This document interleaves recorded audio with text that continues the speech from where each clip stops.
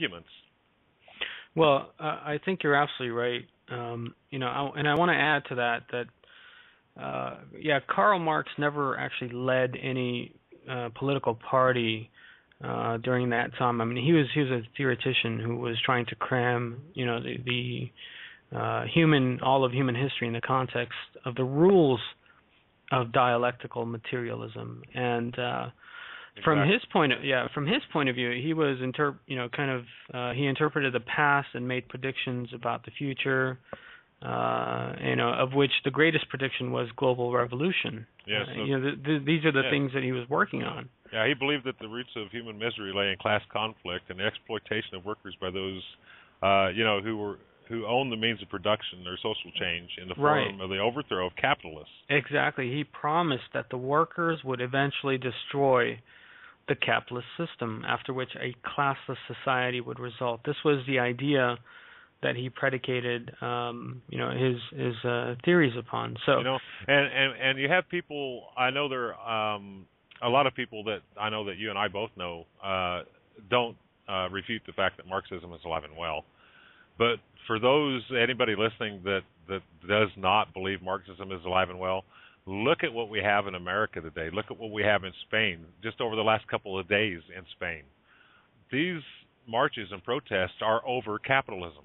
The thing we have, even with the elections in the U.S. right now, are based through capitalism, because you have, as Marx would say, you have the bourgeois supporting the people they want to see in office, and this isn't just in America. This is all around the world. Right. And then you have the proletariat, which are the workers that are being taxed and are being, they're having half their wages taken.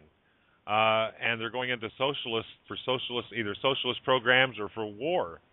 So to say Marxism, anybody that can say Marxism and class conflict isn't alive today is either wearing blinders, or they're just not educated, or they're just there, or they just don't care, which I think there's a lot of that going on too, that people, they think, well, it's not my problem. And it is their problem. It's everybody's problem, because the Marxist issue can very much destroy societies, and the Marxist theories and the class conflict that we have now are, the writing's right there on the wall. It couldn't be any clearer that Marxism is very much alive and well today. And I remember one time I had to write a paper in college, and our instructor asked, what do you think? How do you think Marxist views would have changed today if he were alive today? Do you think he would have to revamp his theories? And the long and short of it, my paper was, if Marx was alive today, he would be jumping for joy, knowing that he was absolutely correct, because of the cultural conditioning that has went on has led to this. It's up through education systems in different countries, and in America and Canada and elsewhere. The education systems have conditioned people to believe that there are different classes of people and that they should be treated differently.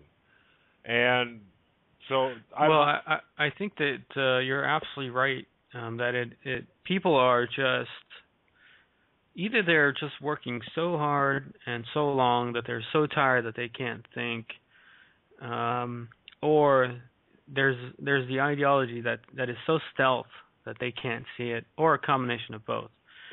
I think that it's essentially, the ideology has been ingrained so well into society, into the fabric of our system, through education from young childhood, that one can hardly recognize it. So whether you speak about capitalism or communism, we have to realize that the underlying factors in both of these systems is, the common denominator goes back down to Darwinism. Yes. And that's why, we have the systems that we have, and that's why the societies in both systems are suffering so tremendously. Because let me give you a direct idea of what communists think, and this comes after Karl Marx, because, like I said, Karl Marx was not a political leader or the leader of a party. Rather, it was Lenin through the revolutions that later on, and he wrote in 1906 actually before the Bolshevik Revolution. He wrote in a magazine, in the Proletarian magazine, as it was named, that the phenomenon, and I'm quoting, that the phenomenon in which we are interested is in the armed struggle.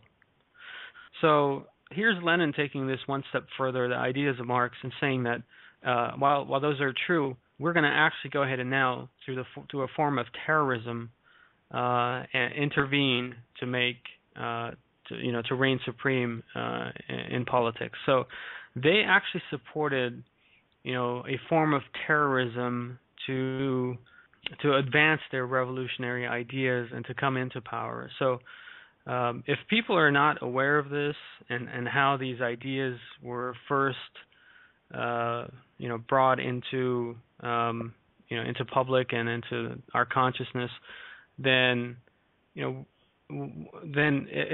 think it's our job, Jerry, to educate them, because for whatever reason it is, like I said, whether it's people just working so hard and so long that they don't have the time to think and they just want to come home and relax, or that the ideas are very stealth. I think it's both, and I think more dangerously, it's so ingrained within our educational system that we don't even recognize it. We're taught as kids that our forefathers and ancestors were animals, and so this idea is ingrained inside of your mind. And as you're growing older and you're learning all these different systems, and you're trying to go out and survive, then it becomes a form of class struggle, whether you want to admit that or not. I mean, and just for a little clarification, and I've heard very few people discuss this, but I want to add a little bit of fact to this. Sure. Okay, Charles Darwin did not coin the phrase survival of the fittest. Okay, Charles Darwin applied his theories to organisms.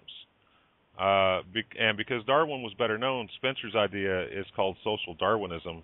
But Herbert Spencer actually coined the phrase the survival of the fittest, because the way his theory said the fittest members produce a more advanced society unless misguided do-gooders get in the way and help the less fit or the lower class survive.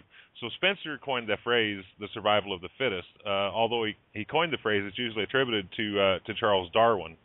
And the reason of that is because he took Darwin's idea that applied to organisms, as in the strongest of those would overtake the other.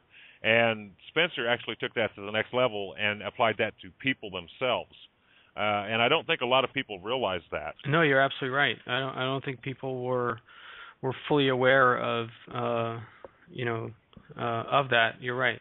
And I appreciate that clarification, but it was essentially taking this these ideas of Darwin that applied to organisms and biology, and now taking that in the form of a social Darwinism. Yeah, to apply it to extrapolating society. that, to society. So and of course you had Marx.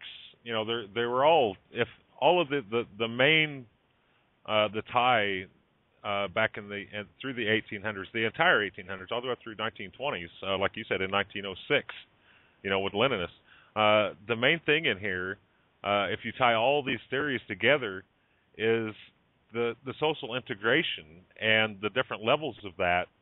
And through time, through history, and when you get into the early 1900s and into the world wars, the dictators of the world, when we talk about Stalin and Hitler and so forth, these were not stupid men. They were very educated, very intelligent people. And they'd studied Darwinism and Marxism and social integration and Max Weber, and they knew all of this, and they used this to their advantage because they knew that if they could get people educated and conditioned to accepting these ideas, that they could have control over those people.